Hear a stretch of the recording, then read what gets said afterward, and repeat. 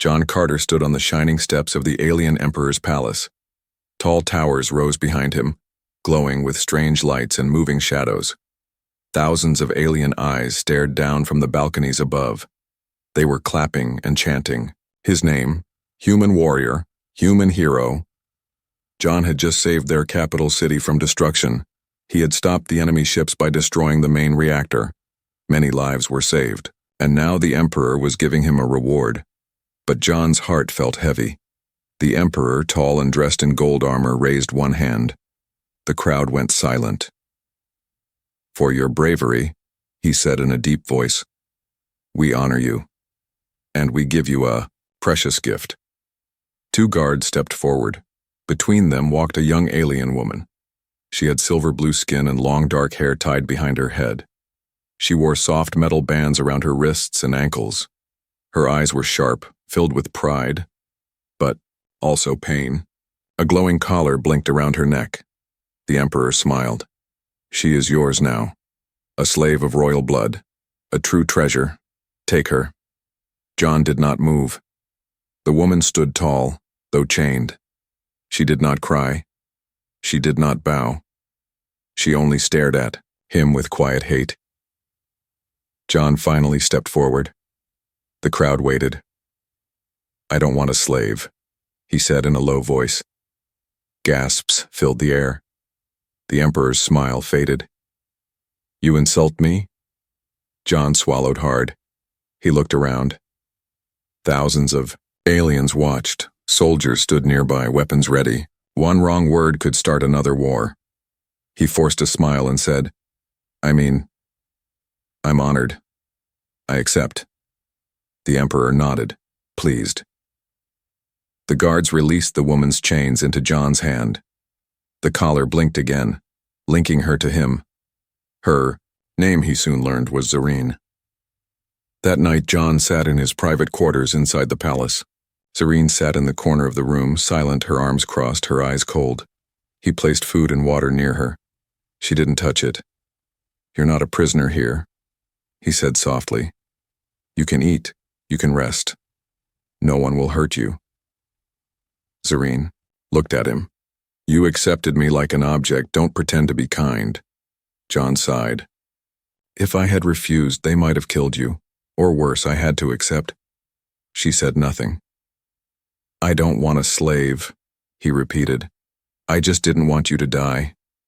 She turned her face away. John stood and walked to the window. The alien city was beautiful at night.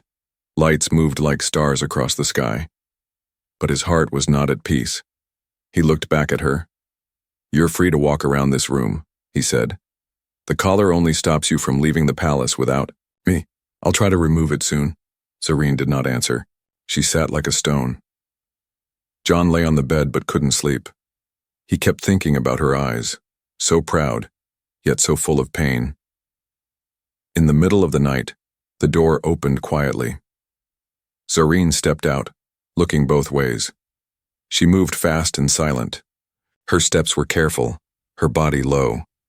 She knew the palace better than John did. She reached a side hall, then an open gate. She ran into the garden. Trees with glowing leaves covered the ground. She passed them, heart beating fast. Just a few, more steps and she'd be gone. Suddenly, a buzzing sound filled the air. A black drone flew above, red eyes blinking. It aimed a weapon at her. Zareen froze. The drone fired, but before the blast hit her, a figure slammed into her from the side. It was John. He tackled her to the ground, rolling away from the shot. The energy blast hit the tree behind them. It exploded, into flames. John groaned, holding his side. "Are you okay?" Zareen stared at him, confused. Why did you save me?" He laughed weakly. "Told you, I don't want a slave, I don't want you dead either." "But I ran away." "I know. I would have too." Zareen helped him sit up. The fire from the tree lit the garden. For the first time, she saw him not as a master, but as someone different.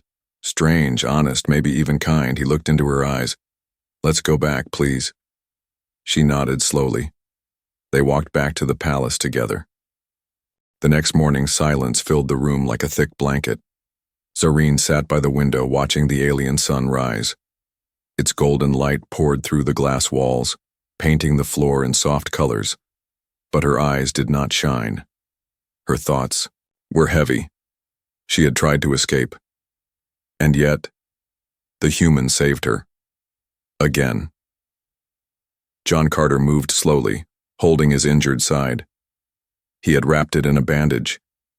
It still hurt.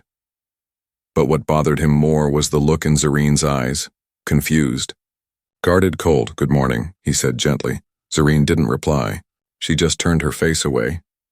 He placed a small bowl of warm food near her again, the same as yesterday. "I asked the kitchen for something light, easy to eat." Zareen glanced at the bowl. She hadn't eaten since she was gifted to him. Her body was strong, but hunger slowly crept in. Still, pride held her back. "I don't trust you," she said quietly. John nodded. "That's fair." Zareen's voice was low but sharp. "Humans are conquerors.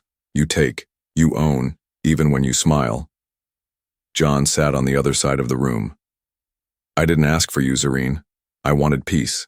I wanted to help your people. I didn't know I'd be rewarded like this." "Then why accept me?" "Because if I refused in front of the Emperor, they would have punished you. You know how their laws work better than I do." Zareen looked down. Yes, she knew. Her people, the lower-class alien race under the Empire's rule, were never treated as equals, gifts, tools, slaves. "I've removed most of the caller's commands," John added. "You're not locked in this room. I only left one restriction. You can't leave the palace grounds without me. Not because I want to control you, but because I don't want you to die." Zareen didn't answer. She stared at the food. Her stomach growled. She finally picked up the bowl and began to eat, slowly, carefully, still watching him. John smiled a little. "That's a good sign. Don't think saving me changes anything." "I don't," he said, "but it's a start." Later that day, John went to speak to the Emperor's advisor, an older alien named Varkel who didn't hide his hatred for humans. "You are keeping the slave indoors?" Varkel asked, surprised. "Why not display her at the festival?" "She's not an object," John said. "She's a person." Varkel narrowed his golden eyes. "Be careful, human. You may be a hero today, but the people do not forget their place. The slave girl is of noble blood. If she stirs rebellion, your blood will pay the price." John left the meeting tense. He knew he was walking on a wire. The Empire was full of rules, and kindness wasn't one of them. Back in the quarters, Zareen stood by the mirror, touching the collar on her neck. John walked in. She turned around. "Why, do you keep helping me?" she asked. Her voice wasn't sharp this time, just tired. He thought for a second. "When I was young, humans were also slaves. Not in your empire, but on Earth centuries ago. I read about it in history. It was ugly, shameful. I promised myself if I ever saw slavery again, I'd fight it." Zareen looked surprised. "So you think we are the same?" He nodded. "Not the same past, but the same pain." For the first time, her shoulders relaxed a little. She looked down at her hands. "I wasn't born a slave. My father was a rebel general. When he died, they made me one to break his name." John was silent. Then he said, "You're still a warrior, even now." Her eyes lifted to his. They stood there saying nothing for a long time. Something unspoken passed between them. Pain, respect, confusion. Then the silence was broken by a knock. A messenger stood at the door. "General Carter, the Emperor requests your presence at tomorrow's public feast. He asks that you bring your slave." John looked at Zareen. She said nothing, but her eyes flared again with fire. "They want to show her off," John muttered, after the door closed. "Make her a trophy." Zareen spoke with steel in her voice. "Then let them. But I will not bow." John gave a faint smile. "And I will not let them chain you again." That night, John sat on the balcony watching the stars. Zareen came out quietly, sat beside him, not close, but not far either. They looked at the sky together. No words. Just peace. Just silence. But in that silence, something began to change. Something powerful, something fragile, something real. The grand feast began under a sky filled with glowing lights. Floating orbs hovered above the palace gardens, casting soft gold across the marble floor. The smell of strange roasted fruits and spices filled the air.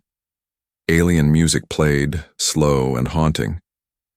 Nobles from a dozen worlds sat at long tables dressed in bright robes and gold-trimmed cloaks. John Carter stood near the entrance, uncomfortable in his ceremonial armor. It was too shiny, too heavy, and it didn't feel like him. Beside him stood Zareen. She wore a long silver dress, light as air. Her collar still glowed faintly, though John had reprogrammed it so it no longer controlled her. But to everyone watching, she still looked like a slave.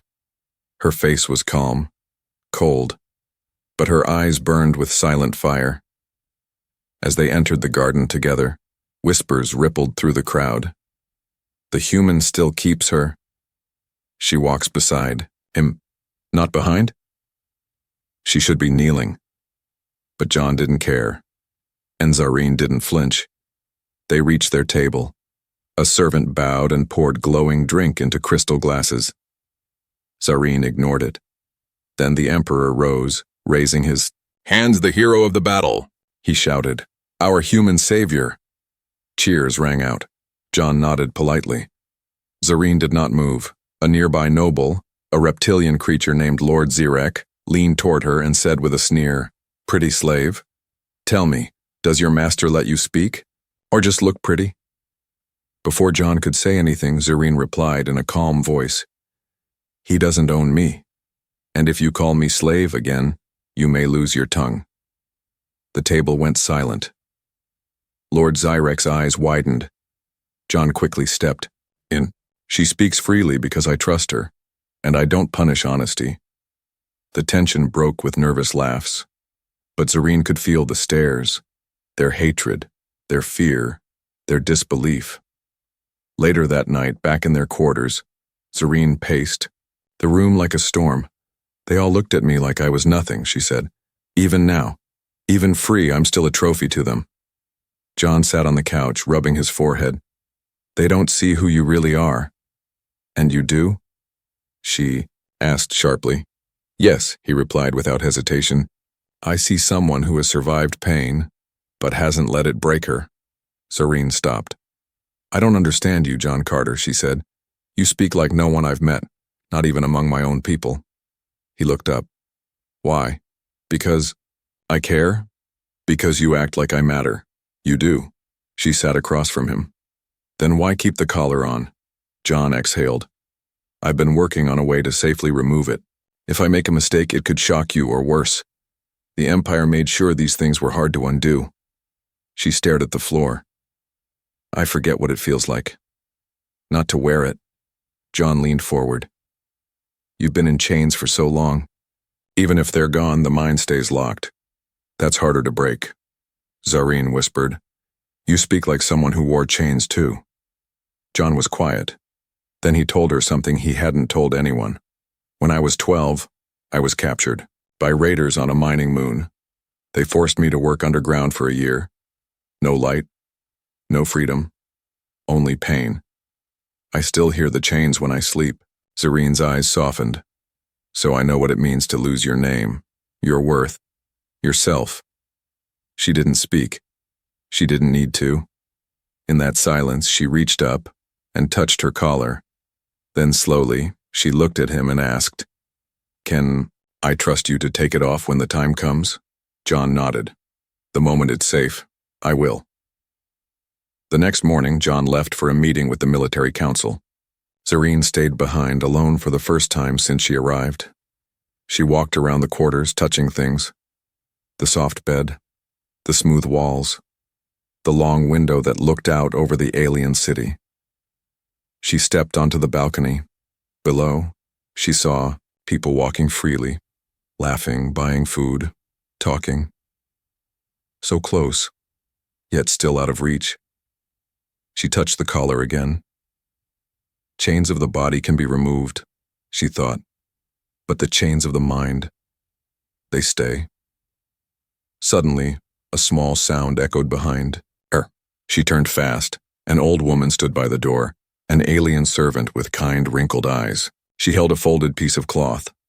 "I brought this for you," the servant said softly. "A scarf, to cover the collar." Zareen took it, surprised. "Why?" "Because I see fire in you, child," the old woman said. "And you walk like a queen, not a slave. Let them see your strength, not their chains." Zareen stood silently as the woman bowed and left. She looked at the scarf in her hands. Then slowly she wrapped it around her neck, hiding the collar, and for the first time in a long time, she smiled. That night when John returned, he saw her waiting on the balcony, no collar in sight. "Nice scarf," he said. "It's not for beauty," she replied. "It's a reminder." "Of what?" "That even broken things can still look proud." John smiled. Zareen stood up. "Teach me to fight like you." He blinked. "What?" "I don't want to be protected anymore. I want to protect." John nodded slowly. "All right. Training starts tomorrow." Zareen looked at him with eyes no longer filled with hate or fear, but something stronger. Purpose. Zareen's body hit the mat hard. John stood above her, hand outstretched. "That's the third time this morning." Zareen pushed herself up, sweat glistening on her silver-blue skin. Her scarf had fallen off, revealing the collar, but she didn't care anymore. Not here, not during training. "Again," she said, breathing hard. John smiled faintly. "You're strong, but you fight with anger, not control. I was taught to survive, not spar." He tossed her a towel. "Then today we train you to do both." Every morning for the past 2 weeks they had trained in secret, away from palace eyes in a quiet old hall beneath the garden level. The place was forgotten, once used for sword training, now empty. Zareen learned fast, faster than John expected. She blocked, dodged, attacked with grace and fury. Her body moved like a blade, sharp and beautiful. But it wasn't just her body changing. Her mind was clearer, calmer. The anger inside her still there, but no longer wild. Now it was fuel. One day she looked in the mirror and whispered, "I am not a slave." And for the first time, she believed it. That evening, as they walked through the palace corridor, a loud voice stopped them. Lord Zyrak again. The same one who insulted her during the feast. He was standing with other nobles laughing. "Oh, the human walks with his pet again," Zyrak said loudly. Still pretending. "She's more than a collar?" John stepped forward, fists clenched. "Back off." Zareen raised a hand, stopping him. She stepped toward Zyrak. "You think you are strong," she said calmly, "but you hide behind guards and gold." Zyrak chuckled. "And you hide behind your human." Zareen's eyes narrowed. "I fought. Battles before you learn to walk," the nobles laughed nervously. "Then fight me now," Zyrak said, smirking. "In the pit. Tomorrow, if your master allows it." John stepped in. "She's not fighting you." Zareen placed her hand on his arm. "Yes, I am." That night in their quarters, John argued with her. "It's not worth it. He's baiting you." "I don't care," she replied. "If I keep walking away, they'll keep calling me weak. I need them to see me as I am. He's a trained killer. He won't go easy."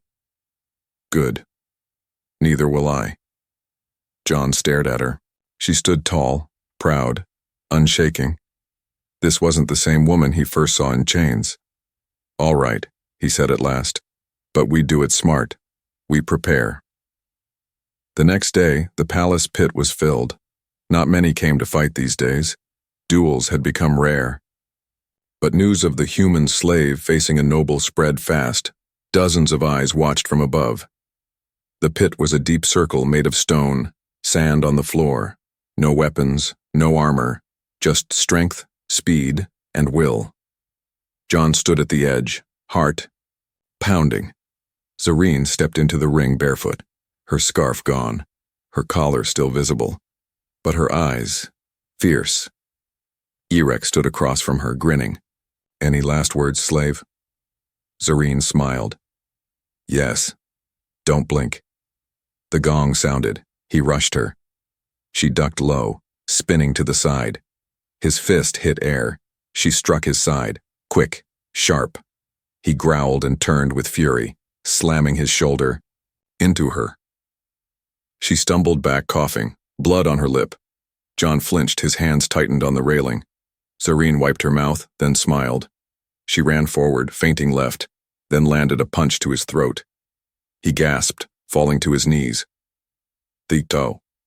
Crowd gasped. She could finish him now. One strike, but she stepped back. "Get up," she said coldly. "I want them to see you fall again." He roared, charging wildly. She dodged, grabbed his arm, and threw him across the sand.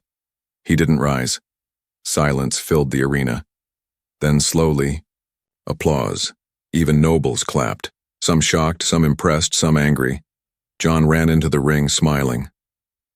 Zareen looked at him, breathing hard, then whispered, "Now they see." But the victory came with a price. That night, the Emperor summoned John. The throne room was dim, lit by glowing fires. "You humiliate my council," the Emperor said slowly. "You let your companion insult our nobility." John bowed, slightly. "With respect, Your Majesty. She followed your laws. The fight was legal." The Emperor's face was unreadable. "You are a guest in this empire, John Carter, and guests must respect the house." John stood tall. "I do, but I will not treat a free person like property." A pause. Then the Emperor smiled. "A test, then," he said. "There is unrest in the outer colony. A rogue tribe defies my command. You will lead a team to crush the rebellion." John's jaw tightened. "I didn't come here to kill rebels." The Emperor's smile vanished. "Then, you are no hero, just a man with no loyalty." The air felt cold.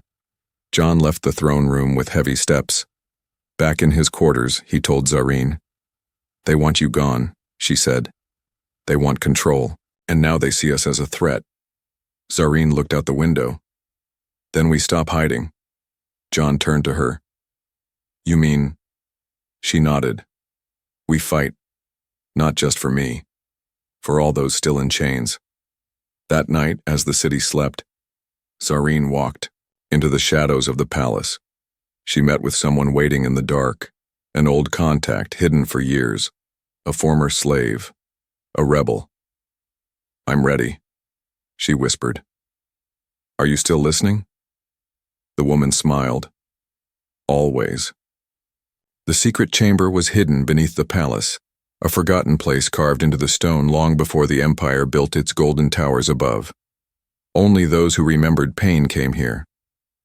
Zareen stepped inside, the door sealing behind her with a hiss. Torches flickered along the rough walls. A dozen faces turned toward her, alien men and women scarred by chains, by war, by silence. Former slaves, now rebels hiding in shadows. At the center stood the one she had come for, Elira, a thin, older woman with silver eyes and a voice like sharpened glass. "You returned," Elira said softly. "The girl who vanished in chains now walks free." Zareen stepped forward. "I didn't vanish. I was buried. But I've dug myself out." The room was quiet. Then someone whispered, "She wears the collar still." Zareen reached up and removed it. "I wear no chains now," she said, "and I will never wear them again." She held the collar in her hands, then dropped it to the ground. It clattered, like broken history. Above them in the palace, John Carter paced. He had just received his mission order. The Emperor wanted him to lead an army to crush a rebellion on the planet Eros 7, a colony of farmers and outcasts. But intelligence reports showed something strange. "They're not armed," John muttered. "They grow food, raise children. Why label them a threat? Because they were free. That was all it took in this empire. He looked at the mission report again and saw something that made his blood run cold. A name, Zareen's father. He was once a general. A rebel. The leader of Aero 7, which meant, Zareen, John said under his breath. They don't want me to stop a rebellion. They want me to destroy your people. Back underground, Elira sat across from Zareen. You want us to rise? The elder woman asked. We tried. We were crushed. You saw what they did to your father. Zareen's fists clenched. Yes, I saw. That's why I'm ready. Elira leaned forward. You bring a human with you now. One of them. He's not like them, Zareen said quickly. He gave me back my name. My choice. He fights for what's right. Then prove it. Zareen tilted her head. How? Bring him here. That night, she found John sitting on the balcony, looking at the stars. We need to leave, she said. John turned. I know. I saw the order. They're sending me to destroy Aero 7. Zareen's face was tight. That's my father's world, where I was born. It's not a threat. It's home. John stood. Then we don't follow orders. We protect. Her eyes softened. Then come with me. I want you to meet them. Your rebels, my people. They slipped out of the palace in a stolen diplomatic shuttle, silent and fast, through the night sky, past the glowing towers, beyond the city lights. They flew toward the stars. Hours later, they landed on Eros 7. It was not a battlefield. It was green, full of life. Children laughed. Crops swayed in the wind. Birds with crystal wings flew through purple trees. John stepped out, stunned. This is what they call dangerous?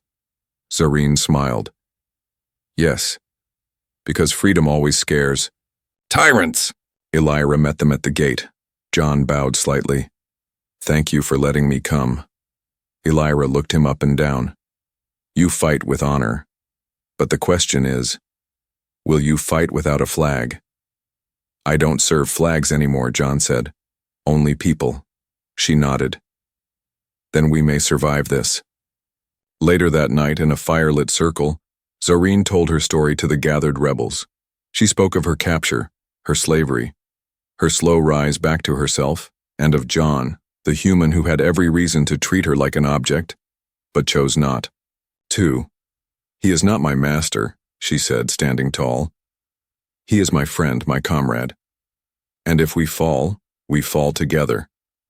John stepped forward then, pulling a small glowing device from his jacket. What's that? Someone asked. John looked at Zareen. I didn't want to worry you, but I brought something we might need. He pressed a button. A hologram appeared, blueprints of the Emperor's palace. Supply routes, guard, patrols, weak points. I downloaded this before we left, he said. We may not win a war, but we can strike at the heart. The rebels leaned closer, eyes wide. Zareen looked at him, amazed. You were planning this? John smiled. Just in case. But hope didn't last long. A drone flew overhead, silent, red light flashing. It scanned the area. Too late. The Empire knew. Explosions echoed in the distance. The rebels scattered. John grabbed Zareen's hand. We have to go. They ran through fire and smoke past burning homes and fallen trees. The Empire had already sent their ships. It was an ambush. John fired at the drones, shielding Zareen. We need to reach the mountain. Pass. But a blast threw them both to the ground. John rolled, blood on his face. Zareen screamed his name. She ran to him, lifted him with trembling arms. Stay with me, he coughed. I'm fine, just a little burned. They limped through the trees until they found cover. Zareen knelt beside him, face wild with fear. John grabbed her hand. Don't stop fighting, even if I... She shook her head. No, we fight together. Her voice trembled, but her eyes were solid fire. She stood, lifting a weapon from a fallen soldier. Behind her, the surviving rebels gathered, and in that moment, something changed. Zareen was no longer a slave, no longer a lost daughter. She was a leader, and the rebellion had found its queen. The forest of Eros 7 was burning. Flames climbed up the tall crystal leaf trees. Smoke danced across the purple sky. The Empire's black ships hovered above like vultures, dropping soldiers onto the ground like seeds of death. But in the center of this chaos stood Zareen, no longer wearing a collar, no longer hiding behind a scarf. She wore armor now, light, but strong, stitched together from rebel hands, wrapped with symbols of her lost tribe. A glowing blade rested at her side, one that once belonged to her father. Behind her stood the rebels, wounded, scared, angry, but ready. And beside her, bleeding but alive, stood John Carter.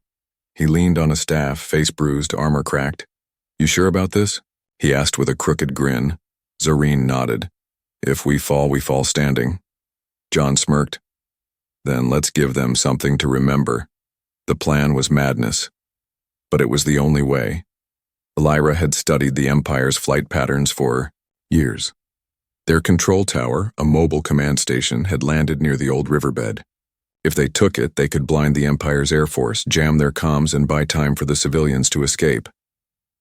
"We're outnumbered," a young rebel warned. "They have plasma tanks. We have old rifles and knives."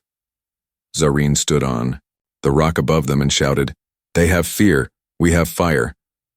A moment of silence. Then a cheer broke out. The attack began at dawn. Rebels moved through the smoke like shadows, using the forest paths only they knew. Zareen led the first wave, cutting through patrols like lightning. John took the rear squad, diving through trenches, planting EMP mines to disable drones. The sky above turned red as ships crashed, burned, and fell. Zareen reached the control tower gate, panting. She stabbed her blade into the ground and yelled, "Break it down!" Explosives set the metal wall on fire. They stormed inside. Inside the command room, the enemy commander waited, tall, cruel, armored in black and gold. His name was General Varkon, the same man who had led the raid that captured Zareen's father. Years ago, he pointed at her. "You're just a rebel's daughter. You were nothing then, and you are nothing now." Zareen raised her blade. "I'm not here as a daughter. I'm here as a storm." They clashed. Sparks flew. He was stronger, but she was faster, smarter, full of rage controlled by purpose. John burst in just in time to see her knock the commander down and press the blade to his throat. "Kill me," Varkon spat. "It won't change anything." Zareen leaned in. "It will change everything." And then, she walked away. The rebels surrounded the commander. He was done. With the tower under rebel control, the tide turned. Empire ships lost their signals. Their pilots panicked. Retreats began. The people of Eros 7 pushed forward, farmers, elders, young warriors, all fighting back with courage. By sunset, the Empire was gone. But the cost was high. John collapsed after the battle, unconscious from blood loss. Zareen stayed at his side for hours, refusing to rest. Elira found her by the fire. "He may not wake. His body is strong, but his wounds are deep," Zareen whispered. "He saved me, again and again." "He gave you more than freedom," Elira said softly. "He gave you back yourself." Tears filled Zareen's eyes. "And I never told him what he meant to me." Elira touched her shoulder. "Then tell him now, while you still can." That night, Zareen sat beside John, her hand on his chest, feeling the slow beat of his heart. "I was born in a palace," she whispered, "raised to be a weapon, then made into a slave. I forgot who I was, but you reminded me." She took his hand. "You never asked for anything, never touched me without respect. You didn't just free me, you chose me. And now, I choose you." A tear rolled down her cheek. "Please wake up." Morning came. The first light touched his face. "John," groaned, Serene gasped. John? He blinked, slowly smiling. Did we win? She laughed, hugging him. We did. He winced. Okay, not so tight. They looked at each other and for a long moment said nothing. Then Zareen whispered, When this war ends, I don't want to leave your side. John squeezed her hand. You won't have to. Later, in front of the people, Illyra raised Zareen's hand and declared, She is no longer the daughter of a fallen rebel. She is the voice of the free, our leader. Zareen turned to the crowd. We are not slaves. We are not weak. We are not forgotten. She held up the broken collar. This was once a symbol of control. Now it is a reminder that chains can be broken, that minds can be freed. Thunderous cheers echoed across the valley, and John stood beside her, not as her savior, but as her equal. The Empire thought it could forget Eros 7. They thought one fire would silence a planet of rebels. One army would crush a woman with no crown. One death order would erase the voice of the free. They were wrong. Zareen stood on the highest cliff of Eros 7, the wind blowing through her unbound hair. Her armor was scorched, her hands were scarred, but her back was straight, her eyes sharp. Behind her, thousands of survivors gathered, rebels, workers, farmers, children. And beside her stood John Carter. He no longer wore the Empire's uniform. His badge had been tossed into the fire long ago. He wore only simple black armor now, with the crest of Eros 7 stitched into the chest, a broken chain surrounded by flame. The fire of rebellion had not only survived, it had been reborn. Word of their victory spread like a storm across the stars. In the Empire's inner court, officials whispered in fear. She commands the outer colonies now. They call her the Flame Queen. They say the human, her equal, has built her an army. The Emperor sat silent, his fingers clenched around his golden scepter. She must be erased, he said coldly. Back on Eros 7, Zareen trained new warriors. John helped build new shelters. The people rebuilt what was lost. Not as slaves, not as subjects, but as a community. One day, Illyra approached them both. You must prepare, she warned. The Empire will come again. This time, with more than drones and scouts. They will bring legions. John nodded. Then we'll be ready. Zareen stood up. No, this time, we go to them. The plan was bold, dangerous, impossible, which meant it was perfect. A secret jump gate, long believed dead, was hidden in the Eros Mountains, a shortcut to the heart of the Empire. If they could reach it and send a message directly to the central colonies, Zareen could speak not just to rebels, but to every slave in the galaxy, a single broadcast, a voice that could spark 1,000 flames. The journey began with only a small team, John, Zareen, Illyra, and 3 trusted fighters. They traveled under starlight through icy valleys and dark caves. They faced wild storms, ancient defenses, and near death more than once. But finally, they found the gate. It stood like a giant ring, half buried in snow, silent for centuries. John worked quickly, fingers dancing across alien controls. Will it still work? Zareen asked, shivering. John smiled. You'd be surprised what forgotten machines can do when someone believes in them. With a final spark, the gate roared to life. They stepped through and appeared in the skies above the Imperial capital. Their stolen ship flew, fast, disguised by old Empire codes. Within minutes, they reached the central comms tower. The guards were fast, but Zareen was faster. John covered her, blasting turrets. Illyra disabled the alarms. Inside the control room, Zareen stood before the galaxy's largest transmitter. John handed her the mic. She hesitated. What if they don't listen? She asked. John looked into her eyes. Then speak anyway. Not for them. For those still waiting in silence. Zareen nodded. She pressed the button.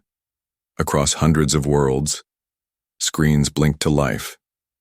Factories, mines, slums, underground bunkers. Slaves everywhere froze as a familiar face appeared. Zareen, once a name whispered in pain, now a voice rising in fire. She spoke simply, strongly. I was born under chains. I was told to obey. I was told my worth was what others decided. She looked into the camera, eyes burning. But now, I choose my name, my worth, my life. She raised a broken collar. They gave me this as a gift to a human. He gave it back to me as a memory, a reminder that no one owns you but you. Tears rolled down faces across the stars. Zareen said, "The Empire fears your voice. So use it. Stand up. Rise. If they strike you, rise again." Her voice grew louder. "We are not tools, not pets, not slaves. We are people, and we are coming." The feed cut. But the fire had already spread. The Empire struck fast. They sent ships to destroy the tower. But it was too late. Zareen's words could not be erased. Across systems, rebellions ignited. In the streets of the capital, citizens shouted her name. In prisons, chains were broken. In palaces, kings trembled. Back on Eros 7, Zareen returned to a changed world. Flags no longer flew the Empire's symbol. Instead, walls were painted with her message, "Free by fire." One night, as the wind danced across the valley, John found her sitting alone. He sat beside her. "You changed the galaxy," he whispered. She looked at him. "We did." He reached into his coat and pulled out a ring. Not gold. Not silver. Just a simple band of stone carved with both their names in ancient script. "I don't have kingdoms to offer," he said, "but I have this. My heart, my fight, my forever." Zareen smiled. "I accept." Years passed. The Empire crumbled. New alliances rose, built not on control but on respect. Zareen became more than legend. She became a symbol, and beside her always was the human who once refused to call her slave. Together, they built a kingdom, not of land, not of power, but of freedom, a kingdom reborn.